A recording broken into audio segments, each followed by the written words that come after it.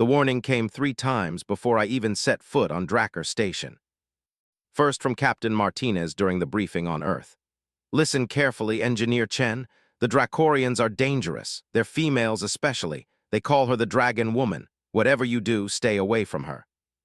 Second from the transport pilot as we approach the massive station orbiting their homeworld. See that red marking on the central hub?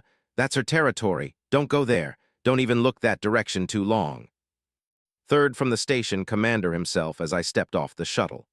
Welcome to Drakkar Station, human. You're here to fix our power grid. Do your job and leave. And whatever anyone tells you about the one they call Zarathek, ignore it. She's not for you to understand. 3 warnings, 3 different people, same message. Stay away from her. I should have listened. My name is David Chen, and I'm a power systems engineer. The best one humanity has, according to my file. That's why the Galactic Council sent me to Drakkar Station when their main reactor started failing. The Drakkorians had tried everything. Their best engineers couldn't solve it. Neither could the Altarian specialists or the Centauri technocrats. So they called for a human. We humans have a reputation in the galaxy. We're stubborn. We don't give up. We look at problems differently than everyone else. Sometimes that gets us killed. Sometimes it saves entire star systems. Drakkar Station was huge, bigger than anything humanity had built. It housed over 2 million Drakkorians and served as their main trading hub with the rest of the galaxy. The station was beautiful in a savage way, all black metal and red energy conduits that pulsed like veins. Everything about it screamed power and danger. The Drakkorians themselves matched their architecture. They stood 8 feet tall on average, with scales that ranged from deep green to midnight black. Their eyes glowed with inner fire, and their voices rumbled like distant thunder. They had evolved from predators, and it showed in every movement they made. The males were impressive. Broad shoulders, thick arms, voices that could shake walls when they got angry. They treated me with cautious respect. I was there to help them, but I was also prey in their eyes, something small and soft that they could break without thinking about it. The females were different. Drakkorian females were larger than the males, stronger, faster. Their scales held deeper colors and their eyes burned brighter. They moved like liquid death, every step calculated and precise. The males deferred to them in all things. Female Drakkorians led the military, ran the government, and controlled the major corporations. But even among the females, one stood apart. Zarathek.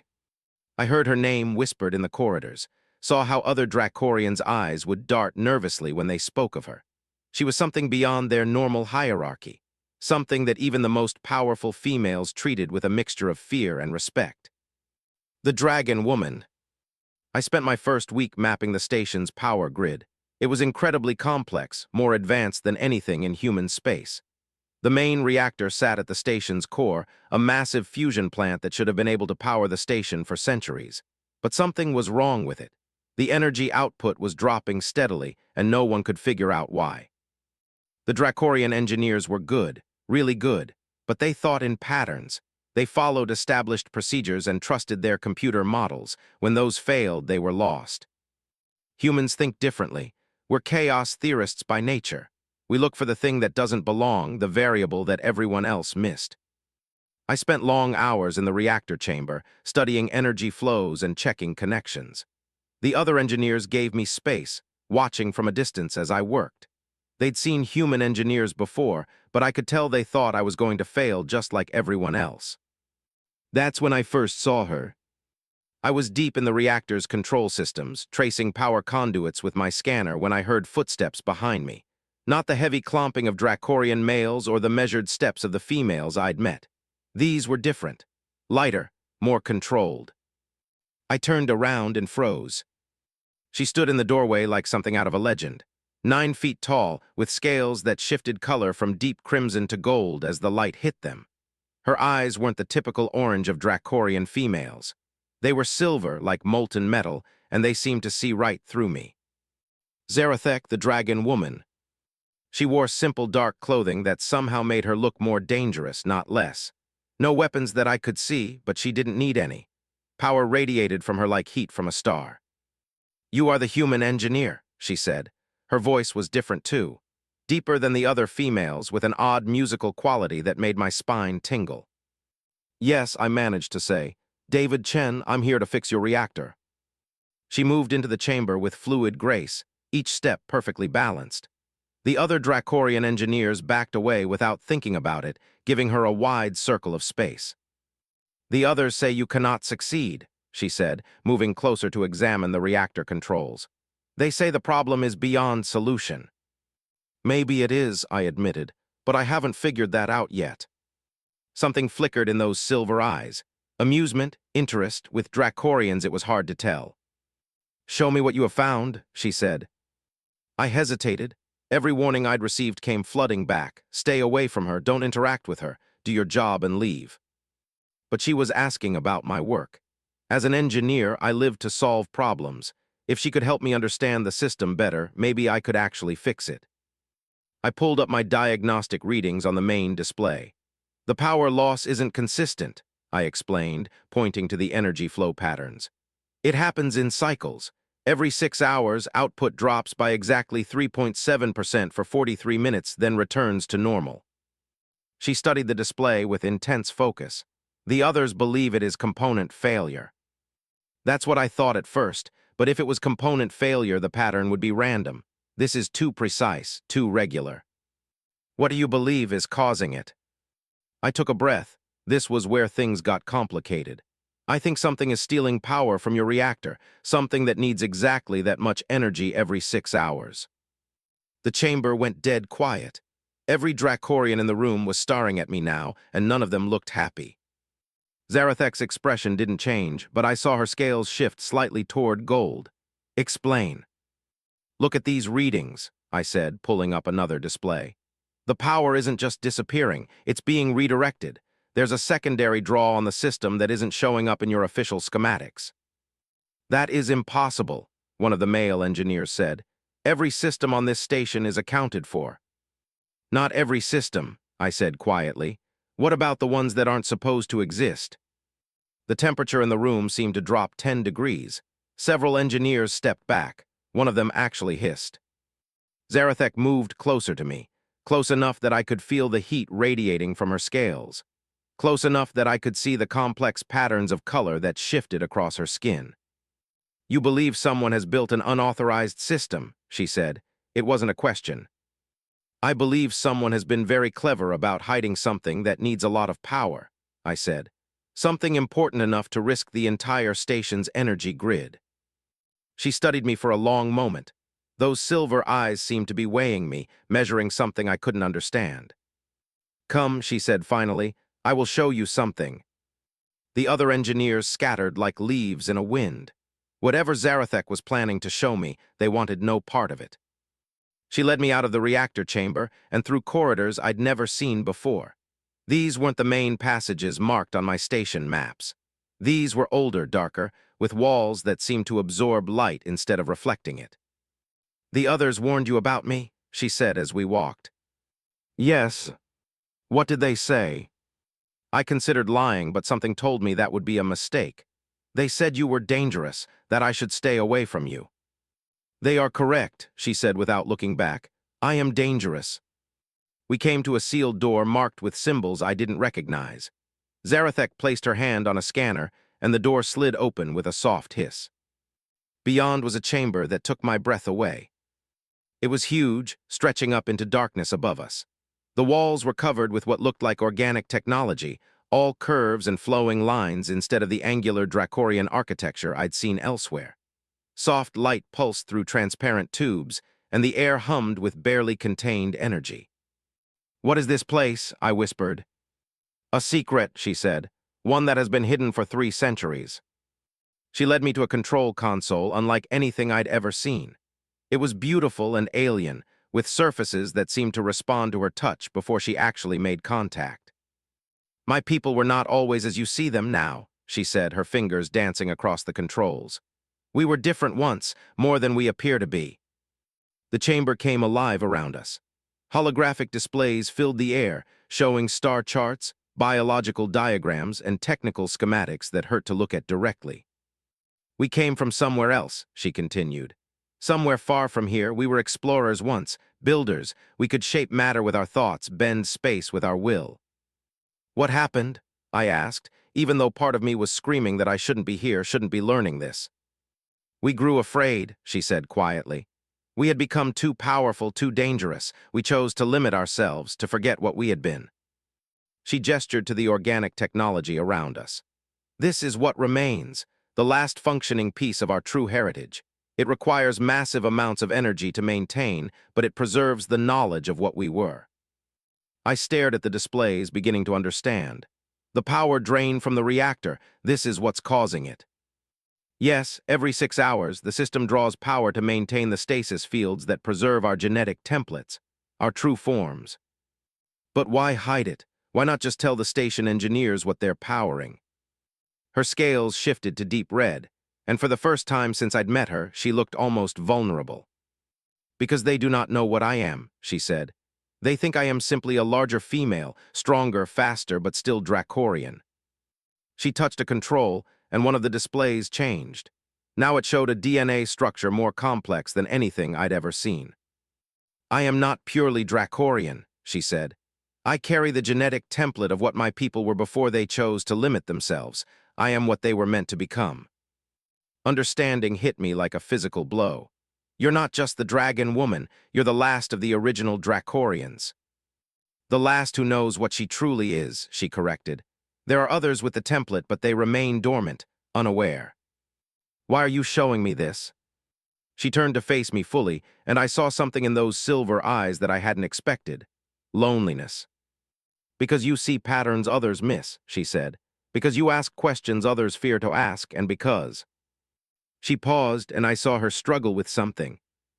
Because you did not run when they warned you about me, she said finally.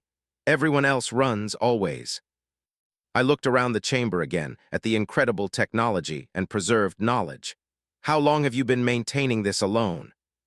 73 years, she said. Since I discovered what I was, since I realized that our people's greatest treasure was hidden away, forgotten, slowly dying. That's why the reactor is failing, I realized. It's not designed to handle this kind of continuous drain. The system is degrading. She nodded. I have perhaps 6 months before the stasis fields fail completely. When that happens, 3 centuries of genetic knowledge will be lost forever. I studied the power distribution patterns on her displays. The engineering challenge was incredible. She'd been managing to steal power from a reactor designed by a completely different technology base, and she'd done it for over 70 years without being detected. You're not just dangerous, I said. You're brilliant. For the first time since I'd met her, Zarathek smiled. It transformed her entire face, making her look less like a predator and more like someone who had been carrying an impossible burden for far too long. Will you help me? She asked. Your people have a saying, do they not? Humanity finds a way. I thought about the warnings, about the risks, about what would happen if anyone discovered what I was considering. Then I thought about 3 centuries of genetic knowledge being lost forever, about the loneliness in her eyes, about the fact that she had trusted me with the greatest secret in Dracorian space. Yes, I said, I'll help you. The smile widened, and I saw something else in those silver eyes, hope. Then we begin tomorrow, she said, and David Chen. Yeah, thank you for not running away. As she led me back through the hidden corridors, I realized that my mission had just become a lot more complicated. I wasn't just here to fix a reactor anymore. I was here to save a civilization's lost heritage. And maybe, just maybe, I was here to save the dragon woman herself. The next morning, I woke up with a plan and a problem. The plan was engineering. I'd spent half the night sketching power distribution networks and calculating energy loads. If I could redesign the reactor's output systems, I might be able to stabilize the power draw without anyone noticing what was really happening. The problem was political, and it walked into my quarters at 600 hours. Commander Thekmer was the station's chief administrator, a massive male Dracorian with scales like black armor and eyes that glowed orange in the dim light. He filled my doorway completely, having to duck his head to enter. Engineer Chen, he rumbled, we need to talk. I set down my coffee and tried to look casual. About the reactor repairs. About where you went yesterday after your shift ended. My heart rate spiked, but I kept my expression neutral. I was studying the power grid layout, trying to understand the system better. His eyes narrowed. You were seen entering the restricted sectors with Zarathek. She offered to show me some technical specifications, I said, which was technically true. I thought it might help with the repairs. Thekmer moved closer, and I caught the scent of sulfur and metal that all Dracorians carried. Listen carefully, human. I do not know what she told you, but you will forget it. You will complete your repairs and leave this station. You will not seek her out again. Why, I asked before I could stop myself. What's so dangerous about her? His expression darkened. She is different, unpredictable. 3 years ago, a Centauri trade delegation insisted on meeting with her. They thought they could negotiate better shipping rates through her influence. He paused, scales shifting to deep black. We found their ship drifting empty 2 days later. No signs of violence, no evidence of what happened. They had simply vanished. You think she killed them? I think she is capable of things we do not understand, and I think you should not test those capabilities. He turned to leave, then stopped. One more thing, your repair schedule has been accelerated. The Council wants this finished within 5 days. 5 days? That's impossible. I need at least 2 weeks to properly diagnose and fix the system. 5 days, he repeated. After that, you leave, with or without completing the repairs. The door sealed behind him with a soft hiss, leaving me alone with the uncomfortable realization that I was running out of time. I spent the morning working on the reactor's primary systems, making the repairs that everyone expected me to make. But my mind kept drifting to the hidden chamber and the incredible technology Zarathek had shown me. Around midday, I felt eyes on me. I looked up from my diagnostic equipment to see a group of junior engineers watching me work. They stood at a respectful distance, but I could see curiosity in their expressions. Is there something you need? I asked. One of them, a young female with bright green scales, stepped forward. We wanted to ask you about human engineering methods, she said in careful standard. Your approach is very different from ours. I gestured for them to come closer. Different how? You test things that should not be tested, another engineer said. You question systems that have worked for generations. Why? It was a good question. I thought about how to explain human nature to a group of aliens who had been trained to trust established procedures. Because sometimes what worked before stops working, I said.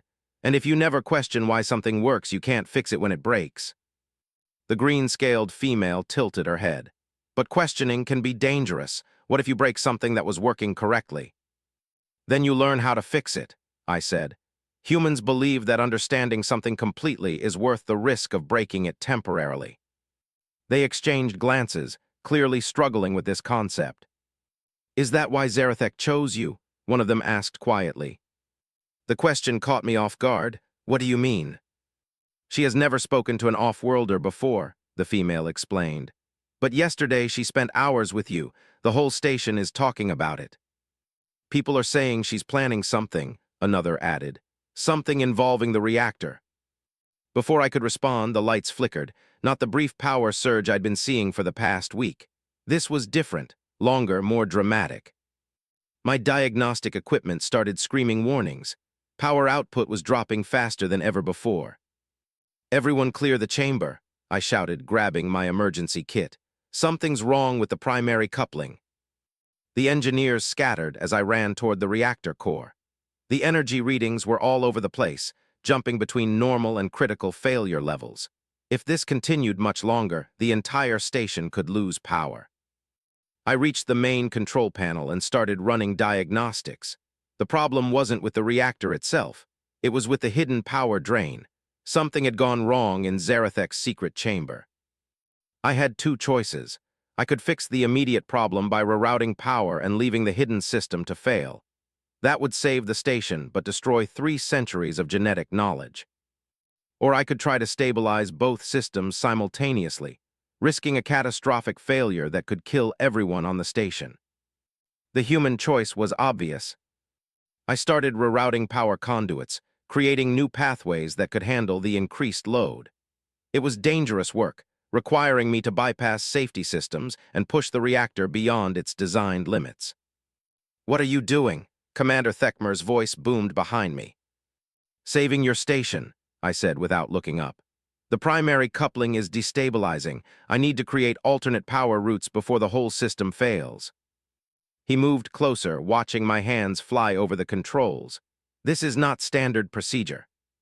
Standard procedure will get everyone killed, I said. Trust me. For a moment, I thought he might stop me. Dracorians respected authority and established methods. What I was doing violated every engineering protocol they had. But the power readings were speaking for themselves. My improvised modifications were working. Energy flow was stabilizing. "How did you know to do this?" he asked. "Because I've been studying your power grid for a week," I said. "I know where the weak points are." It was another technically true statement that avoided the real explanation. The repairs took 6 hours. By the time I was finished, word had spread throughout the station that the human engineer had saved them all from a catastrophic power failure. Suddenly, everyone wanted to talk to me. But the person I most needed to see was nowhere to be found. I waited until the evening shift change, then made my way back to the hidden corridors. The sealed door responded to my palm print. Apparently, Zarathek had programmed it to recognize me. Inside the chamber, I found her working frantically at the organic controls. Her scales had shifted to deep gold with red highlights, a color pattern I hadn't seen before. "The stasis fields nearly collapsed," she said without turning around. "I do not understand what happened." "I do," I said, moving to stand beside her. "The reactor modifications I made yesterday to accommodate your power draw, they worked too well. Your system started drawing more energy than it was designed to handle." She stopped working and looked at me. "You knew this would happen." "I suspected it might. That's why I spent today creating buffers in the main system. Your hidden chamber won't destabilize the reactor anymore." Relief flooded her expression. "The genetic templates." "Safe," I confirmed. "But we have a bigger problem. Commander Thekmer is getting suspicious, and he's given me 5 days to finish the repairs and leave." She was quiet for a moment, studying the displays around us. "He fears what I might do if I have too much time with you." "What did happen to that Centauri delegation?" Her scales shifted to deep crimson. "They discovered something they should not have discovered. They threatened to expose it unless I gave them exclusive trading rights." "So you killed them?" "I defended my people's secrets," she said quietly. "There are things more important than individual lives." I should have been horrified, should have run screaming back to my quarters. Instead, I found myself understanding her choice. "The genetic knowledge," I said. "You couldn't let them expose it. If the Galactic Council knew what we truly were, they would either try to control us or eliminate us," she said. "We chose to limit ourselves for good reason. Power like ours has destroyed civilizations before." She activated a new display, showing me historical records I couldn't read. "My people were part of an alliance once," she explained. 7 species working together to explore the galaxy. We were the most advanced, the most powerful. We could reshape matter, manipulate time, travel instantly between stars. The display shifted, showing images of devastation. We grew proud, began to believe we were superior to our allies. The war that followed lasted 300 years and left entire star systems uninhabitable. "Your people were the aggressors." "We were the survivors," she said bitterly. "When it ended, we had won, but at such a cost that victory felt like defeat. Billions dead, worlds destroyed, an entire sector of the galaxy rendered lifeless." I began to understand the weight she carried. "That's when your people chose to limit themselves." "We modified our own genetics," she confirmed. "Removed our ability to access our true power, made ourselves smaller, weaker, less dangerous. We scattered across the galaxy and swore never to reunite. But some of you retained the original genetic template. A few, in case the knowledge was ever needed again. I am one of perhaps 20 individuals in the galaxy who carry the complete pattern, and I am the only one who knows what I am." She turned to face me fully. "Do you understand now why I cannot let this knowledge die? It is not just Dracorian heritage. It is the history of what absolute power can do to a civilization, both the glory and the horror of it." I looked around the chamber again, seeing it with new eyes. This wasn't just a repository of genetic knowledge. It was a monument to hubris and a warning against repeating past mistakes. "What do you want to do with it?" I asked. "Preserve it," she said. "Study it. learn from both our achievements and our failures, and perhaps someday teach others how to avoid the mistakes we made. That's a long-term plan, I pointed out. Right now, we have 5 days to make sure this system stays stable without anyone discovering what it really is. She smiled, and I saw determination in those silver eyes. Then we had better get to work. We spent the next 3 hours redesigning the power distribution network. Zarathek's understanding of the organic technology, combined with my knowledge of conventional engineering created solutions, neither of us could have found alone. It was exhilarating work. Her mind was incredible, able to process information and make connections faster than any computer I'd ever used. But more than that, she thought like a human. She questioned everything, tested every assumption, looked for the unexpected variable that could throw off all their calculations. "Your people and mine are not so different," she said as we worked. "Both curious, both stubborn, both willing to take risks for knowledge. Both dangerous when we put our minds to it," I added. "Yes," she agreed. "Perhaps that is why the others warned you about me. They sense a kindred spirit." By the time we finished, we had a complete plan for stabilizing both systems permanently. It would require some delicate modifications to the reactor core, but nothing that would be visible to casual inspection. "This will work," she said, studying our final calculations. "The power drain will be completely integrated into the station's normal operations. No one will be able to detect it. And your genetic archive will be safe. For now," she said, "but eventually I will need to find others like me, others who can help preserve this knowledge." "How will you do that?" She looked at me with an expression I couldn't quite read. "Perhaps I will not need to search for them. Perhaps they will come to me." Something in her tone made me pause. "What do you mean?" "The modifications you have helped me make. They will create resonance patterns in the station's energy grid, patterns that will be recognizable to others with the genetic template." Understanding hit me. "You're turning the entire station into a beacon." "A very subtle beacon," she confirmed.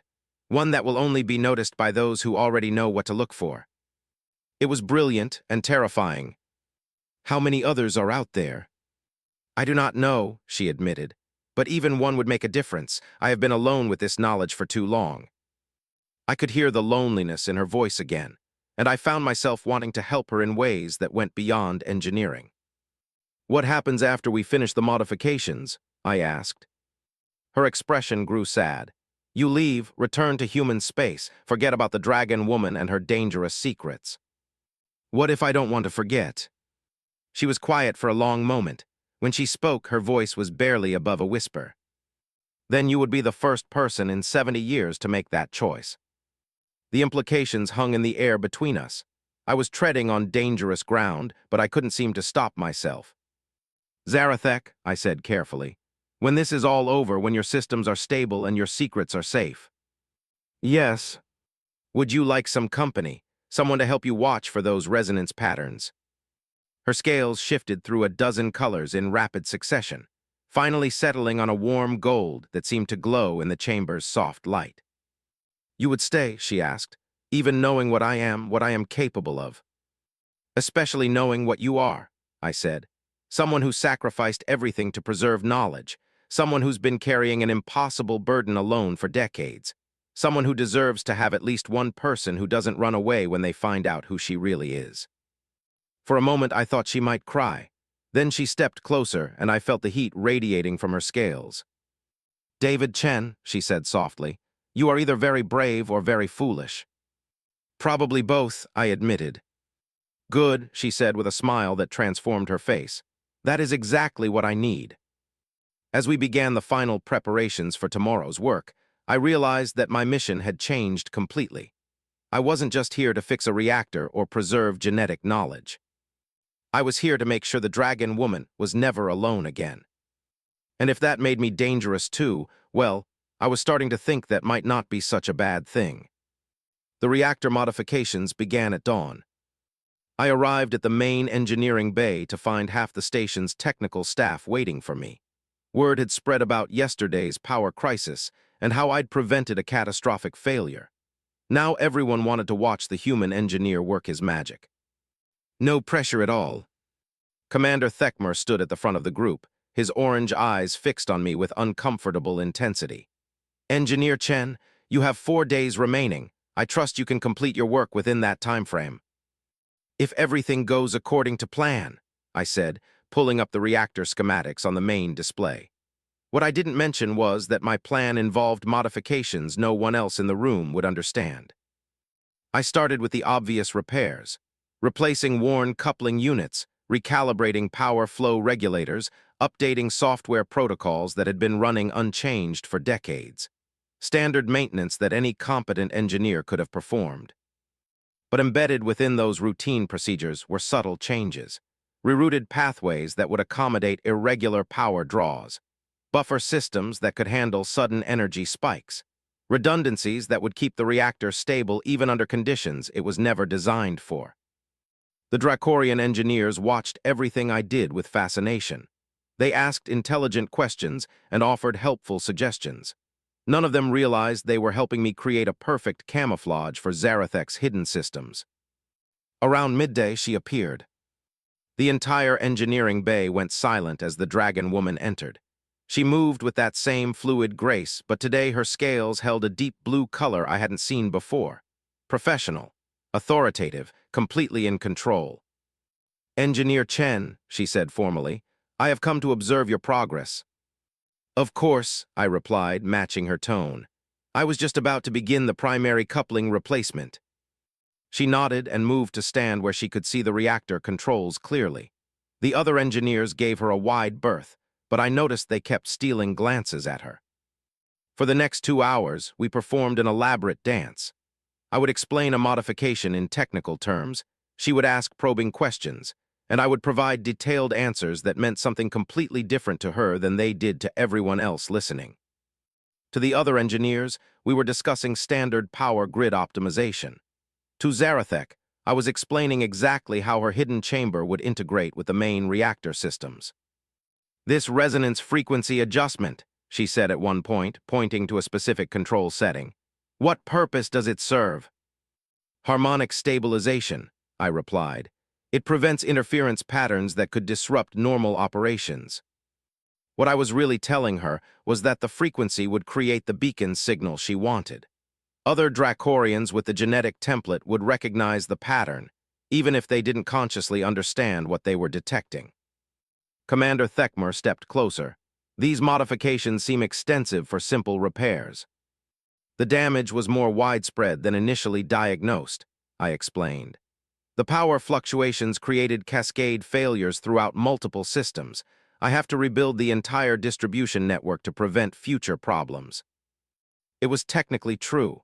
The power drain from Zarathek's chamber had indeed created system stress. What I didn't mention was that I was designing the new network to handle that drain permanently. "How do you know these changes will work?" one of the junior engineers asked. I looked at Zarathek and saw understanding in those silver eyes. "Because I'm not just fixing what was broken," I said. "I'm making it better than it was before." The work continued through the afternoon. Each modification built on the previous ones, creating a web of changes that would be nearly impossible for someone else to reverse engineer. Even if another engineer studied my work for months, they wouldn't be able to understand how all the pieces fit together. That was intentional. As evening approached, the crowd of observers began to thin out. Engineers headed home to their families or to the recreation centers, but Commander Thekmer remained, along with a few senior staff members. "I will complete the final calibrations tomorrow," I announced, powering down my equipment. "After that, the reactor should be more stable than it's been in decades." Thekmer nodded approvingly. "Excellent, then you can depart on schedule." "Actually," Zarathek said quietly, "I would like Engineer Chen to remain for an additional few days, to train our staff on the new systems." The temperature in the room seemed to drop. Everyone stared at her, then at me, then at the commander. "That will not be necessary," Thekmer said firmly. "Our engineers are perfectly capable of learning the new procedures." "With respect, Commander," Zarathek replied, her scales shifting toward gold. "These modifications are more complex than standard repairs. Human engineering methods require specialized knowledge to maintain properly." I could see Thekmer struggling. He wanted me off his station as quickly as possible, but he couldn't directly refuse a request from Zarathek. She outranked him in ways that went beyond the official chain of command. "One additional week," he said finally. "No longer." Zarathek smiled, and I saw satisfaction in her expression. "That will be sufficient." After the others left, she approached the reactor console where I was securing my equipment. "Cleverly done," she said quietly. "Now you have time to complete the integration properly."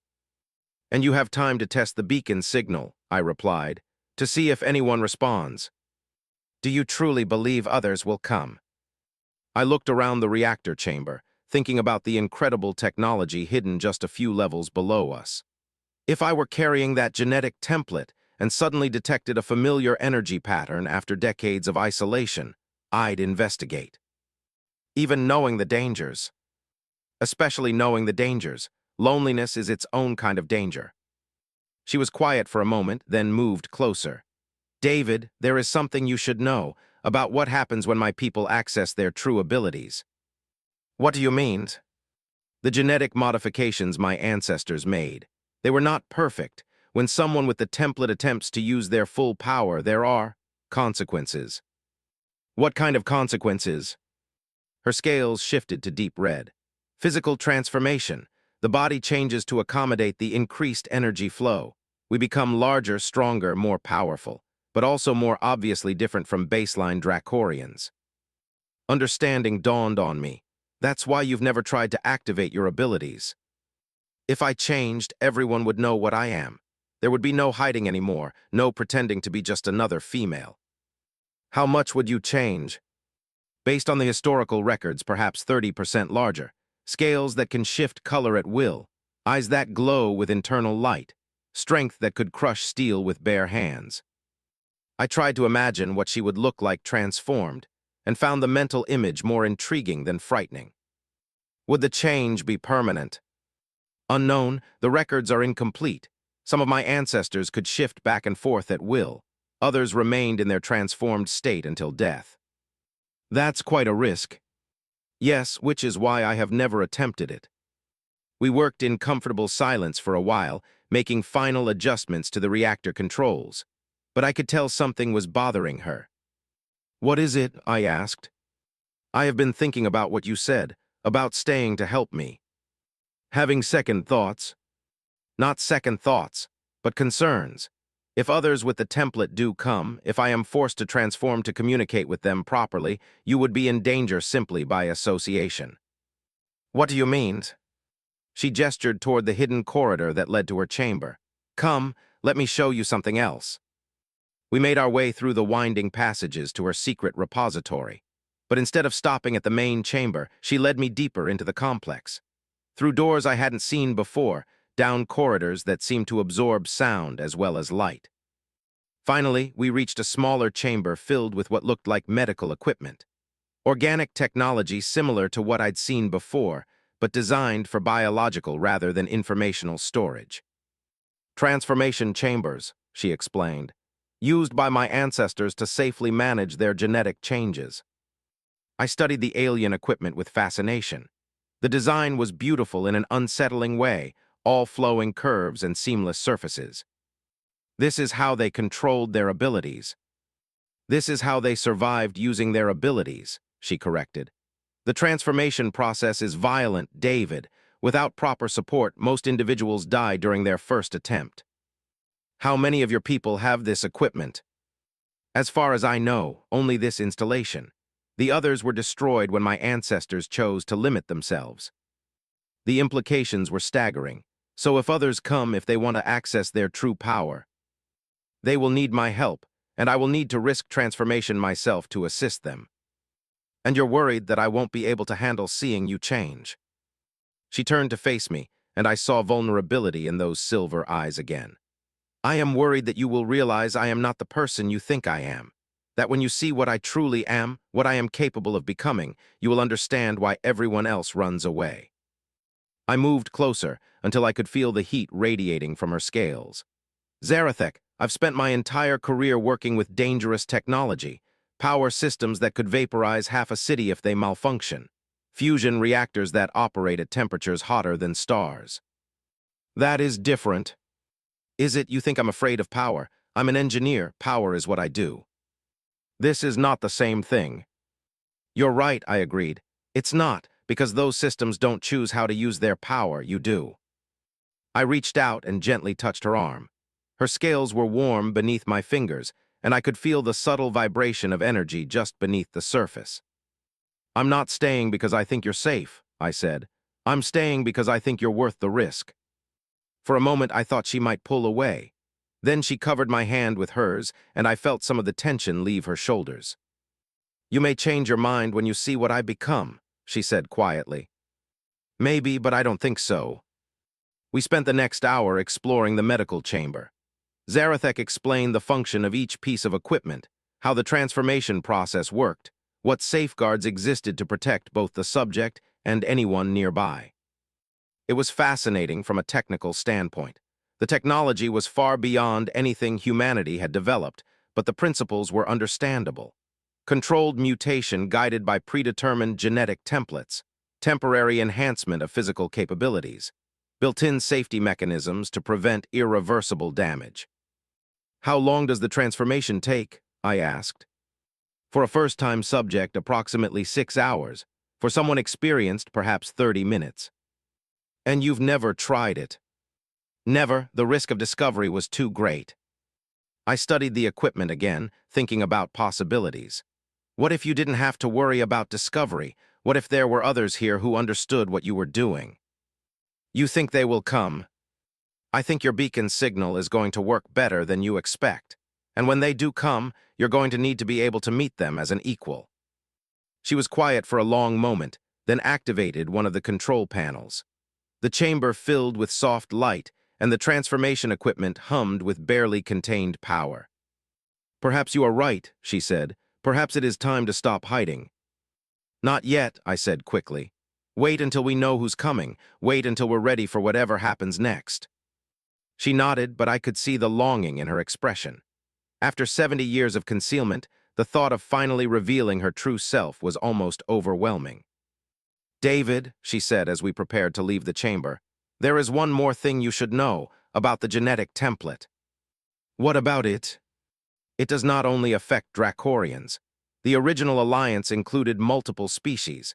If the genetic knowledge is complete enough, if the transformation chambers are properly calibrated.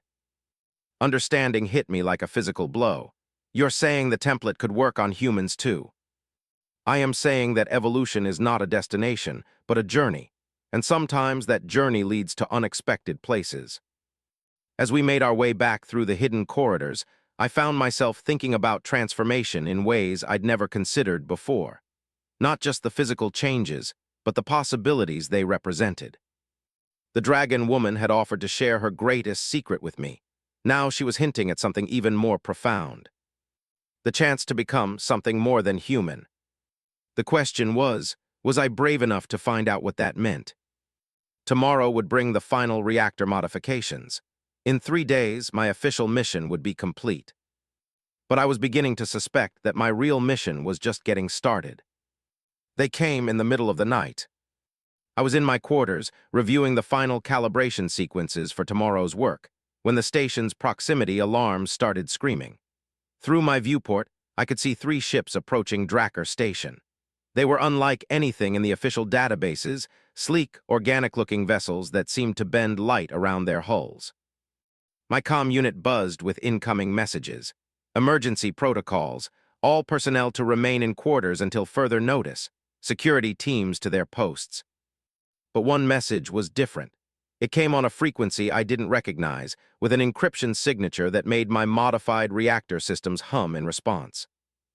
David, they have arrived. Come to the chamber immediately. Zarathek's voice was tight with anticipation and something else. Fear, excitement. With her, it was impossible to tell the difference. I grabbed my emergency kit and made my way through corridors filled with confused station personnel. Guards rushed past me toward the docking bays, their weapons powered and ready. Whatever was happening, Commander Thekmer was taking no chances. The hidden passages were a relief after the chaos above. Here, in the dim corridors that led to Zarathek's sanctuary, the only sound was my own breathing and the soft hum of alien technology. I found her in the main chamber, standing before the central display console. Her scales had shifted to a pattern I'd never seen before, deep purple shot through with silver lines that seemed to pulse with their own light. She looked magnificent and terrifying at the same time. "How many?" I asked. "3 ships, 17 individuals total."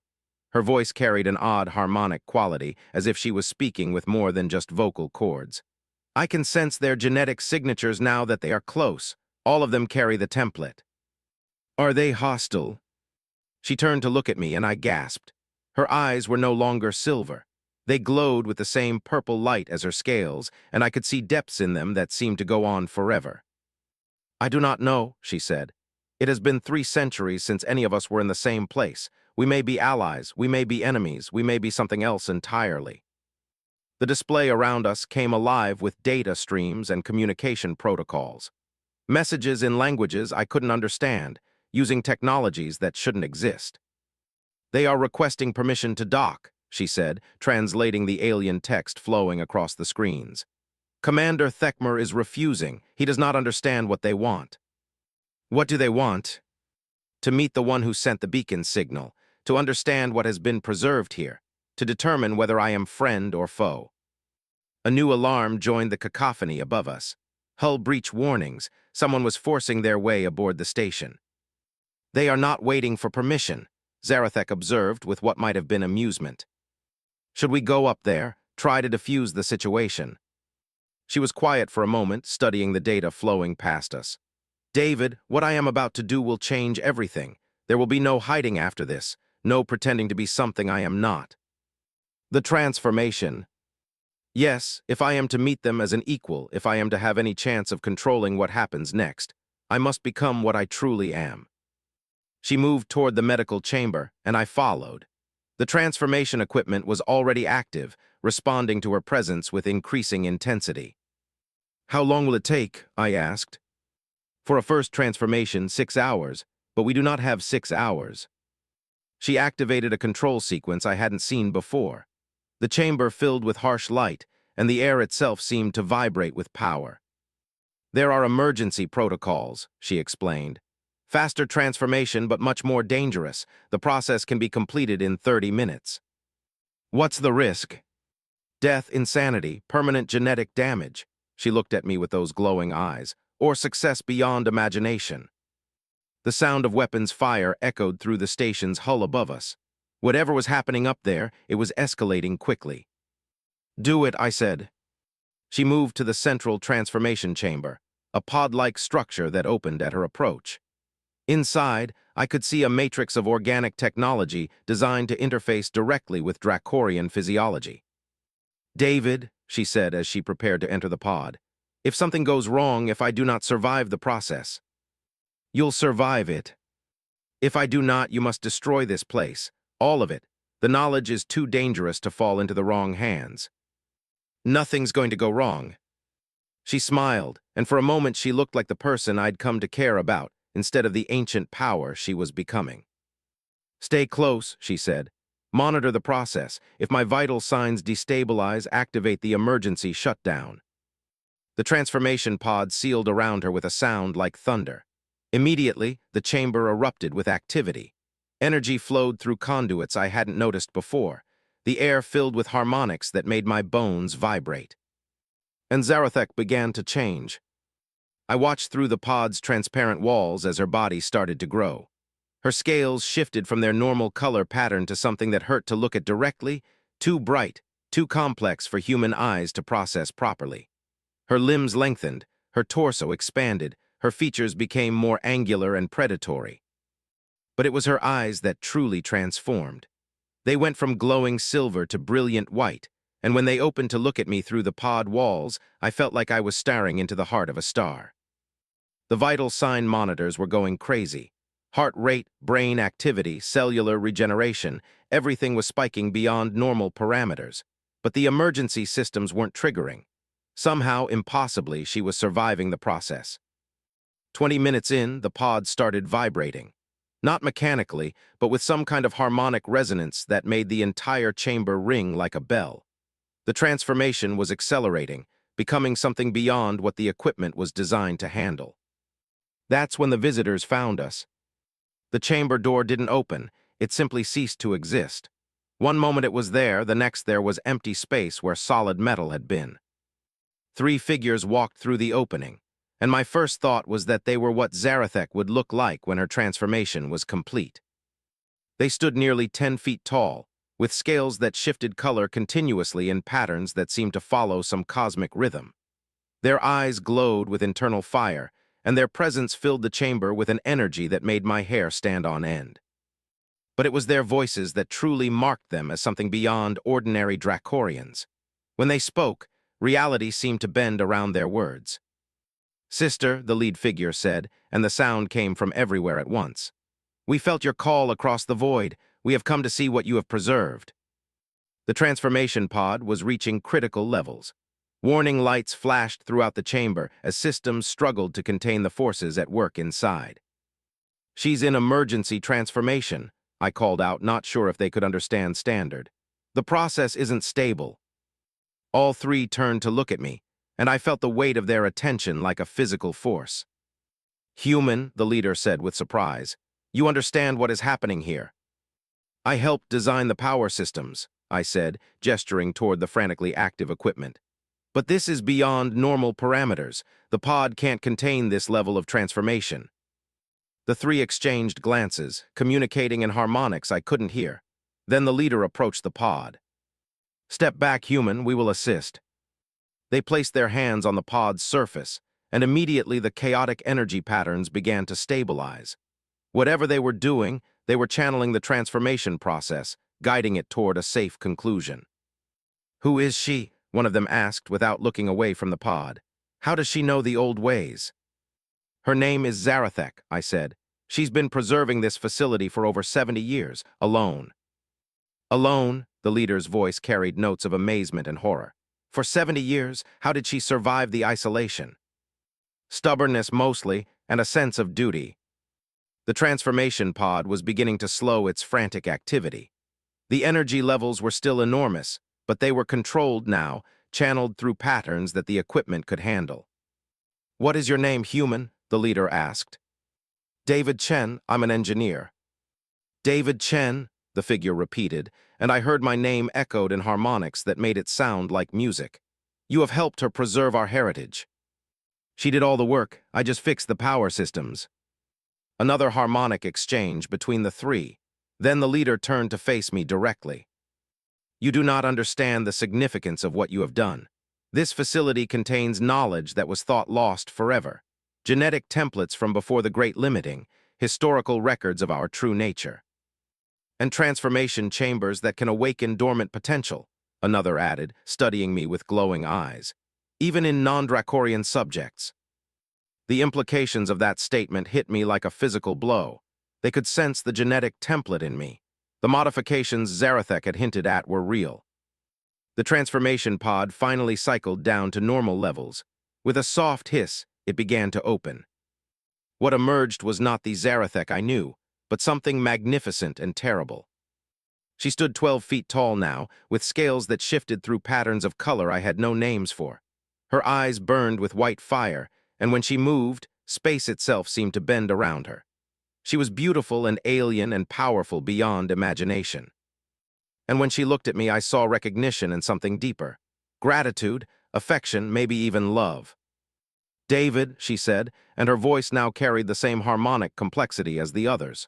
"You stayed. I told you I would." She turned to address the three visitors, and they immediately showed her the same deference they might show a queen. "Welcome to my sanctuary," she said in their harmonic language. Then, switching back to standard for my benefit, "I am Zarathek, keeper of the lost archives. I have maintained this repository since its rediscovery 73 years ago." "Alone," the leader said, and I heard profound respect in the harmonic undertones. "You have done what none of us believed possible." "I had help," she said, looking at me again. "This human understood what I was trying to preserve. He chose to aid me despite the warnings of his own people." "A human who walks willingly among dragons," another observed. "Interesting." The chamber around us was coming alive with new patterns of light and energy. The three visitors were interfacing with Zarathek's systems, sharing information at speeds that boggled the mind. "What have you learned from the archives?" the leader asked. "That our ancestors were both more powerful and more foolish than we believed," Zarathek replied, "and that the limitations they imposed upon us may not be permanent." "You speak of awakening. I speak of evolution, of becoming what we were meant to be, but with the wisdom to use that power responsibly." The three exchanged another rapid harmonic conversation. I could tell they were debating something important, but the speed and complexity of their communication was beyond my ability to follow. Finally, the leader addressed both of us. "We have been wandering for 3 centuries," they said, "searching for others like ourselves, looking for a way to reclaim what was lost without repeating the mistakes of the past." "And now you have found it," Zarathek said. "The question is, what do we do with it?" "We learn," another said. "We study, we prepare." "For what?" I asked. All 4 of them turned to look at me, and I felt the full weight of their attention. "For the return," the leader said simply. "There are forces in the galaxy that would see all species limited to their current forms, governments and corporations that profit from weakness, military powers that fear any challenge to their supremacy." "You're talking about revolution," I said. "We are talking about evolution," Zarathek corrected, "the natural progression of intelligent life toward its full potential. And those who would prevent such progression must be educated," the leader added with a harmonic pattern that suggested great displeasure. I was beginning to understand the scope of what I'd become involved in. This wasn't just about preserving genetic knowledge. It was about fundamentally changing the balance of power in the galaxy. "Where does that leave humanity?" I asked. Zarathek moved closer, and I could feel the heat radiating from her transformed scales. "That depends," she said, "on whether humanity chooses to evolve with us or remain as they are." "What do you mean?" She gestured toward the transformation chambers. "The genetic templates we preserve are not limited to Dracorian physiology. With proper modification, they can enhance any intelligent species." "You're offering to transform humans." "I am offering to give humanity the same choice our ancestors had," she said, "the choice between limitation and transcendence." "And if humans choose limitation?"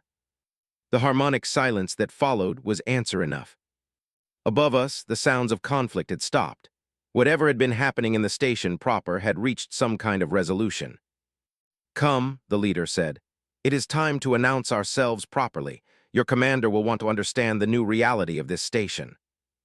As we prepared to leave the chamber, Zarathek placed a transformed hand on my shoulder. Her touch was warm and electric, sending patterns of sensation through my body that I couldn't quite identify.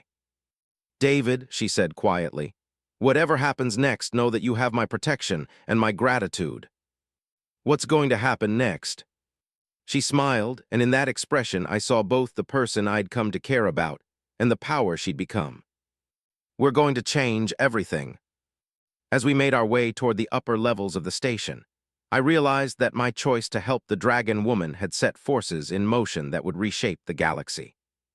The only question now was whether humanity would be ready for what was coming. The station's command center had been transformed into something from a nightmare.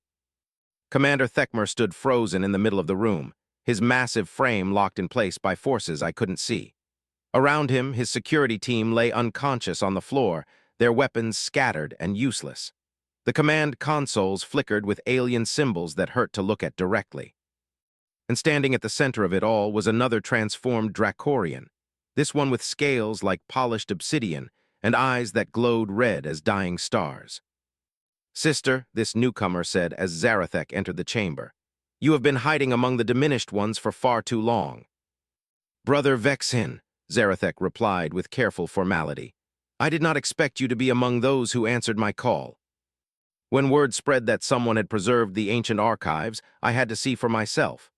His gaze fixed on Commander Thekmer. "Though I confess, I am disappointed by what I found. You have spent decades living as a servant to these lesser beings." "I spent decades preserving knowledge that would otherwise have been lost forever," Zarathek corrected, her own voice taking on dangerous harmonics, "while you and the others wandered aimlessly through the void." The tension between them was palpable. The three who had helped with Zarathek's transformation arranged themselves carefully, neither supporting nor opposing either position. "Release the commander," Zarathek ordered. "Why, he is nothing, a fragment of what our people once were. Why should we treat him as an equal?" "Because he is still our people. Genetics do not make us superior, wisdom does." Vexen laughed, a sound like breaking glass. "Wisdom? Sister, you have been isolated too long. The galaxy has moved on while you played caretaker. Powers have risen that would see us remain weakened forever. Action is required, not preservation." Commander Thekmer's eyes moved frantically, the only part of him still under his own control. I could see the terror there, the complete inability to understand what was happening to his carefully ordered world. "David," Zarathek said quietly, "please help the commander to a chair. The paralysis will wear off in a few minutes." I moved carefully toward Thekmer, very aware that I was the only unmodified being in a room full of living weapons. Vexen watched me with predatory interest. "The human pet," he said with disdain. "How quaint." "David Chen is not a pet," Zarathek said, and her scales shifted toward the golden patterns I'd learned to associate with anger. "He is an ally who chose to help when everyone else ran in fear." "An ally? Sister, have you forgotten what we are? What we are capable of? This creature could not survive 30 seconds against our least abilities." I helped Commander Thekmer into his command chair, feeling the Dracorian's massive weight. His paralysis was already beginning to fade, muscle control returning slowly to his extremities. "Maybe not," I said, looking directly at Vexen, "but I'm not running either." The transformed Dracorian moved closer, looming over me. Up close, I could see that his modification was different from the others. Where Zarathek and her three allies showed controlled enhancement, Vexen radiated barely contained violence. "Brave words from a mayfly," he said. "Tell me, human, what do you think gives your species the right to exist in the same galaxy as us?" "The same thing that gives you the right," I replied. "We're here." He laughed again, but this time there was genuine amusement in it. "Interesting. Most lesser species cower or grovel when confronted with superior power. You simply state existence as if it were an argument." "It is an argument, the only one that matters." "And if I decided your existence was inconvenient, what then?" Before I could answer, Zarathek was between us. Her transformed presence filled the space with such intensity that the air itself seemed to vibrate. "Then you would answer to me," she said with quiet menace. The two transformed Dracorians faced each other across a distance of maybe 3 feet. The energy radiating from both of them made my teeth ache and my vision blur at the edges. "You would challenge me over a human?" Vexen asked. "I would defend what I choose to protect," Zarathek replied, "as would any of us worth the title." Commander Thekmer chose that moment to regain his voice. "What?" he croaked, then coughed and tried again. "What are you? What has happened to my station?" The tension between the transformed siblings didn't break, but their attention shifted to include him. "Your station has become something more," the leader of the three allies said. "A gathering place for the awakened, a center of true power." "I don't understand," Thekmer said, struggling to sit up straighter. "Zarathek, what is this? What have you become?" She turned to look at him, and I saw sadness in those burning white eyes. "I have become what I always was, Commander, what our people were before they chose to diminish themselves." "This is impossible. The legends, the old stories, they were just myths." "History," Vexen corrected, "preserved by those wise enough to remember what was lost." One of Thekmer's senior officers was beginning to stir. Others would follow soon. The situation was about to become much more complicated. "We need to make decisions," the leader of the Allies said. "About this station, about these people, about how we proceed." "Agreed," Zarathek said. She moved to the main command console and placed her transformed hands on the controls. Immediately, the alien symbols were replaced by standard Dracorian text, though the patterns they formed were still beyond normal comprehension. "I am declaring this station autonomous," she announced. "No longer subject to the authority of the diminished governments. It will serve as a center of learning and transformation for any who seek to reclaim their true nature." "You cannot do that," Thekmer protested, finding strength in his outrage. "This station belongs to the Dracorian Republic. I am sworn to protect it." "From whom?" Vexen asked with amusement. From us? Look around, Commander. Your weapons are useless. Your security forces are unconscious. Your authority exists only because we choose to acknowledge it. But you are Dracorian. We are your people. You are echoes of what we once were, Vexen replied. Shadows cast by the light of true power. Why should we be bound by the limitations you have accepted? Because we chose those limitations for good reason, Zarathek interjected. Because our ancestors learned that power without wisdom leads to destruction. And weakness without power leads to extinction, Vexen countered. Look at the galaxy, sister. Look at what has grown in the void left by our withdrawal. Corporations that enslave entire species. Military powers that crush any who oppose them. Criminal syndicates that profit from suffering. He gestured toward the viewport, where stars gleamed in the eternal night. We could end all of it. We could bring order to the chaos. Rule with justice instead of allowing rule by greed and violence. Rule, Zarathek repeated. There is the difference between us, brother. You seek to rule, I seek to preserve. And what have you preserved?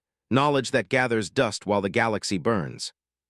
I have preserved choice, she said firmly. The choice to be more than we are, the choice to use power wisely, the choice to remember our failures so we do not repeat them. The other three transformed Dracorians had been silent throughout this exchange, but now their leader stepped forward. Perhaps we are approaching this incorrectly, they said. The question is not whether to act, but how to act wisely.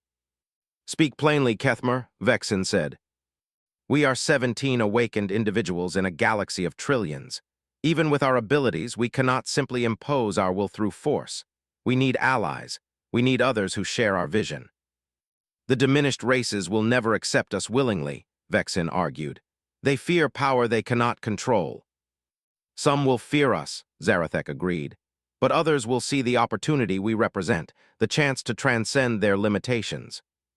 She looked at me, and I felt the weight of destiny settling on my shoulders. David, she said, you have seen what we are capable of. You understand what we offer. What would humanity's response be to an offer of transformation? The question hung in the air like a challenge. Every eye in the room was fixed on me, waiting for my answer. I thought about everything I'd learned over the past week. About the incredible technology hidden beneath the station.